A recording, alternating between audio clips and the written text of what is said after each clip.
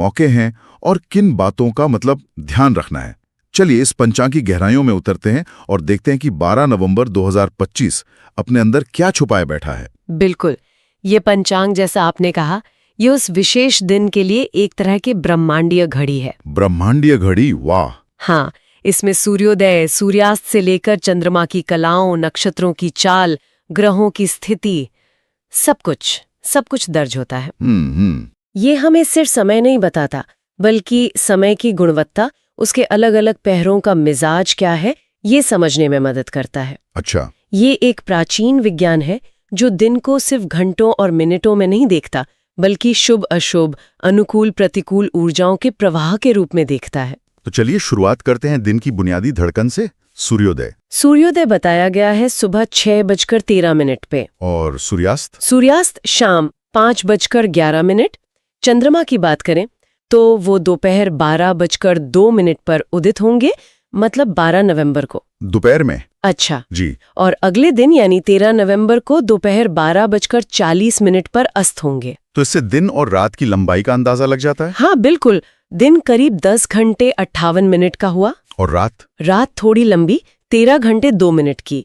तो ये आंकड़े स्रोत में बताई गई ऋतुओं से भी मेल खाते हैं। अच्छा, ऋतुओं से भी? हाँ, दृक ऋतु के हिसाब से देखें तो हेमंत ऋतु मतलब सर्दियों की आहट, और वैदिक ऋतु के अनुसार शरद ऋतु। तो ये मौसम के मिजाज का भी संकेत है। और ये भी लिखा है कि दक्षिणायन करल चल रहा है। जी हाँ, ये भी महत्वपूर्ण है। दक्षिणायन यानी सूर्य का दक्षिण की ओर झुकाव। इसे पारंपरिक रूप से ऊर्जा के थोड़ा अंतर्मुखी होने का समय भी मानते हैं। ठीक है, ये तो हुई बुनियादी बातें। अब आते हैं पंचांग के 5 अंगों पर, है ना? हाँ। इसी से तो नाम पड़ा है, तिथि, नक्षत्र, योग, करण और वार। बिल्कुल, पंचांग यानी 5 अंग। तो इस दिन तिथि क्या है? इस दिन तिथि है अष्टमी।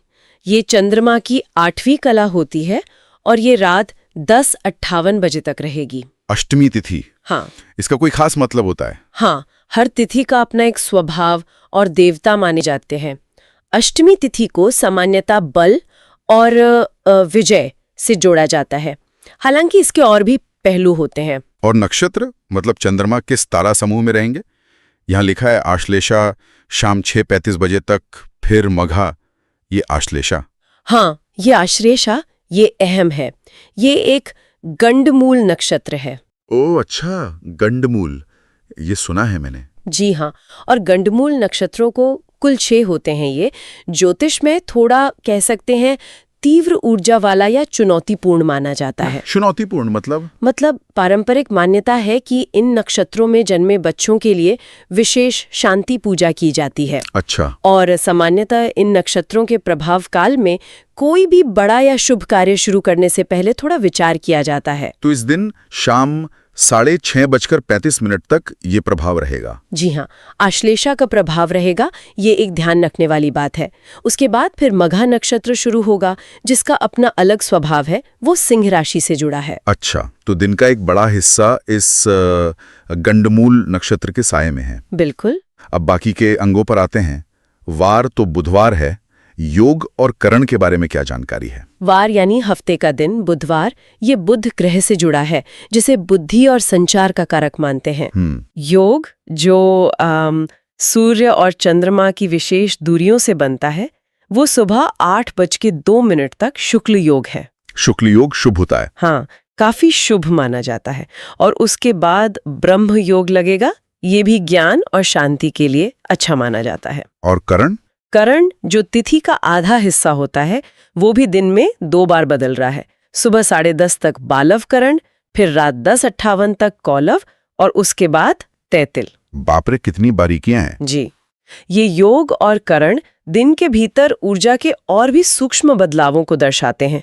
तो आप देखिए, ये 5 अंग मिलकर दिन के चरित्र की एक जटिल तस्वीर बनाते हैं। और इसमें शाम 6:35 बजे नक्षत्र का बदलना एक बड़ा मोड़ है, जैसा हमने बात की। वाकई काफी परतें हैं इसमें। यहाँ कुछ अलग अलग संवत्सरों का भी जिक्र है। विक्रम संवत 2082, शक संवत 1947, गुजराती संवत 2082। इतने सारे साल एक साथ? यस। इसका क्या मतलब है? ये भारत की समृद्ध और विविध समय गणना पद्धतियों को दिखाता है। हाँ, विक्रम संवत उत्तर भारत में ज्यादा चलता है, शक संवत हमारा राष्ट्रीय कैलेंडर है, और गुजराती संवत गुजरात में। हर एक का अपना ऐतिहासिक और सांस्कृतिक महत्व है। तो सब एक ही समय को अपने अपने तरीके से गिन रहे हैं। बिल्कुल, ये दिखाता है कि समय को देखने के कितने नजरिए हो सकते हैं। और चंद्रमास के भी दो नाम हैं, मार्गशीर्ष और कार्तिक। ये कैसे? हाँ, ये इस बात पर निर्भर करता है कि महीने की गिनती पूर्णिमा से शुरू हो रही है या अमावस्या से। अच्छा। पूर्णिमा से शुरू तो पूर्णिमांत, अमावस्या से शुरू तो अमांत। उत्तर भारत में पूर्णिमांत ज्यादा चलता है, तो मार्गशीर्ष मास। और दक्षिण में? गुजरात, महाराष्ट्र और दक्षिण में अमांत करना ज्यादा चलती है, तो उनके हिसाब से कार्तिक मास। दिन वही है, बस महीने को गिनने का शुरुआती बिंदु अलग है। दिलचस्प।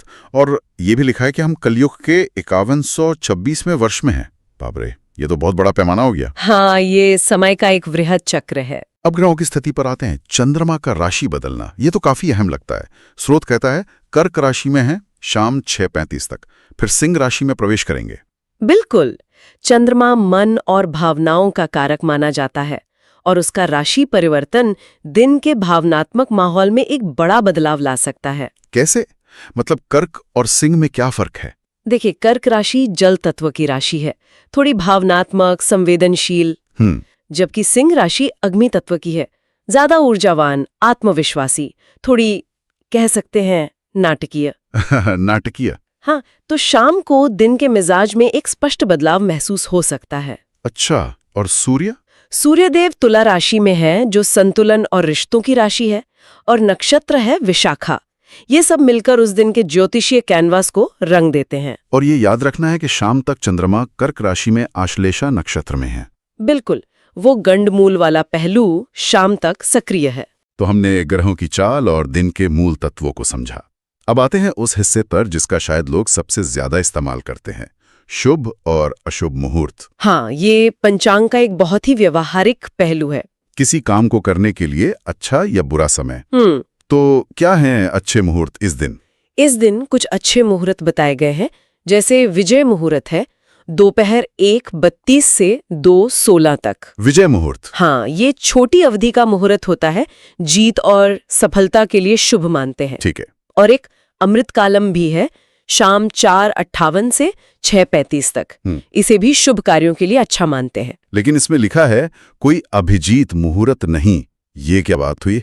वो तो सबसे शुभ माना जाता है। हाँ, ये एक गौर करने वाली बात है।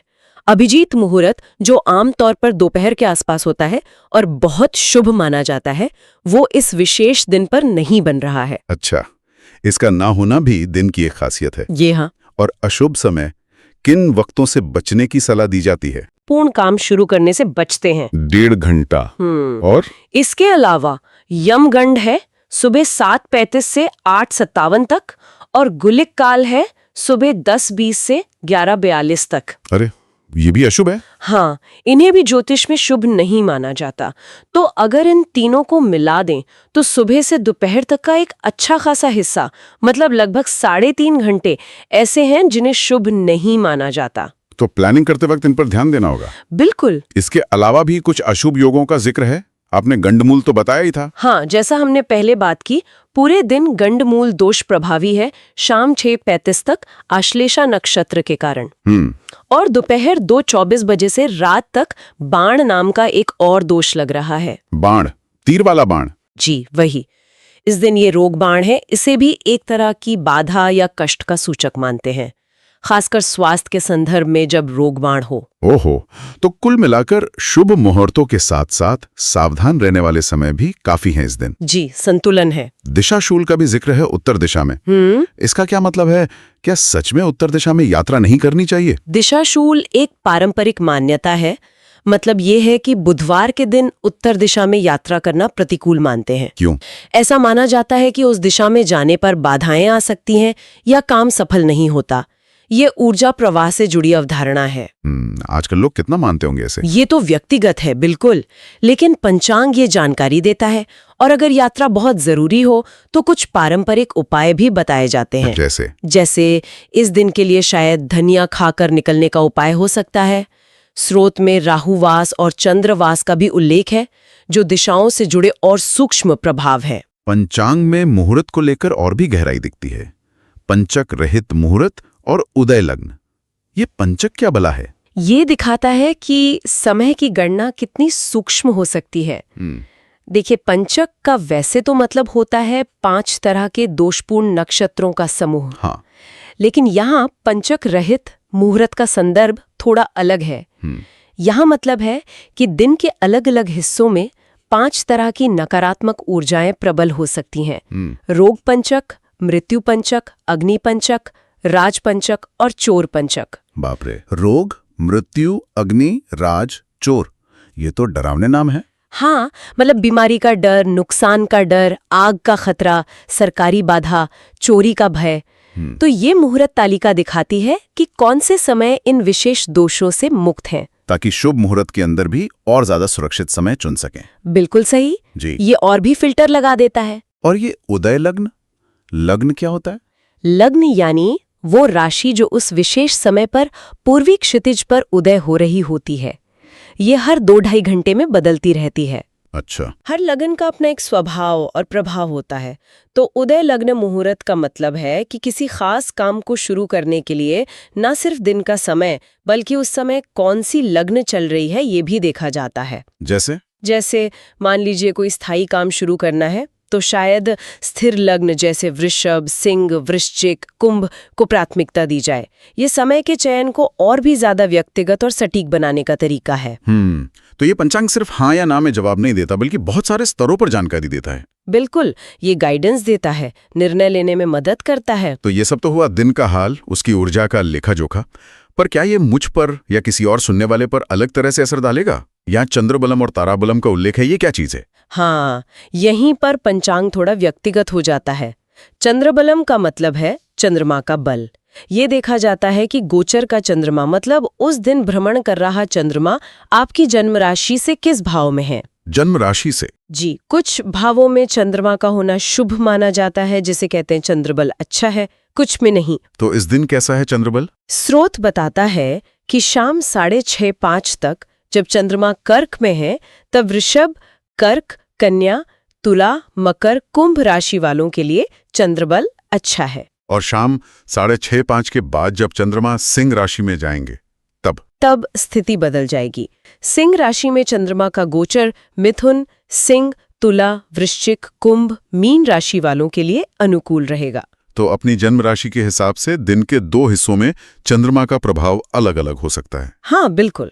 और ये ताराबलम, ये क्या है? ताराबलम का संबंध आपके जन्म नक्षत्र से है। जन्म नक्षत्र से? अच्छा। हाँ, गोचर का चंद्रमा जिस नक्षत्र में है, इस दिन पहले आश्लेषा और फिर मघा, वो आपके जन्म नक्षत्र से कितना दूर है, इसके आधार पर 9 तरह के तारे बनते हैं। 9 तरह के? जी, जिनमें से कुछ शुभ होते हैं जैसे संपत, क्षेम, साधक, मित्र, अतिमित्र, और कुछ अशुभ जैसे विपत, प्रत्यरी, वध। ओहो, स्रोत में दिन के दोनों हिस्सों के लिए अलग अलग जन्म नक्षत्रों के लिए शुभ ताराबल का उल्लेख है। तो चंद्रबल और ताराबल मिलकर एक सामान्य संकेत देते हैं कि ये दिन आपके व्यक्तिगत कुंडली के हिसाब से कितना अनुकूल या प्रतिकूल हो सकता है।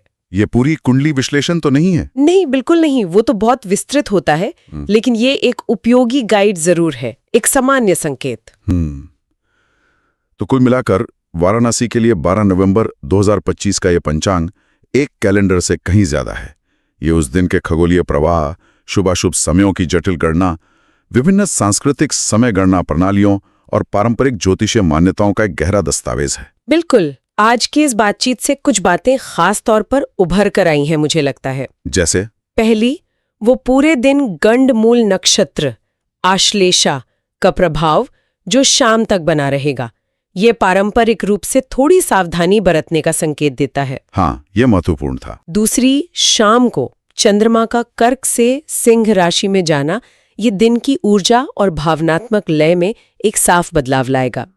और तीसरी, शुभ और अशुभ मुहूर्तों का वो विस्तृत जाल, जिसमें राहु काल जैसे स्पष्ट निषेधों से लेकर पंचक और लग्न जैसी सूक्ष्म गणनाएं भी शामिल हैं। सही। ये सब मिलकर 12 नवंबर 2025 की एक अनूठी तस्वीर पेश करते हैं।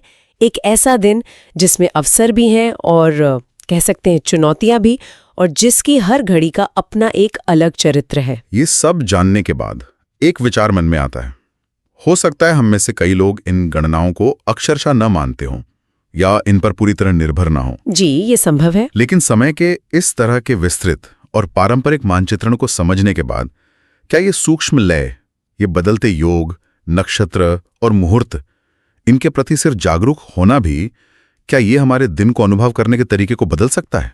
ये सोचने वाली बात है। क्या समय के इस महीन ताने बाने की जानकारी, चाहे हम इसे माने या ना माने, हमें अपने रोजमर्रा के जीवन के प्रति थोड़ा और सचेत, थोड़ा और शायद जुड़ा हुआ महसूस करा सकती है? इस पर जरूर सोचा जा सकता है। बिल्कुल, जागरूकता अपने आप में एक बड़ी चीज है।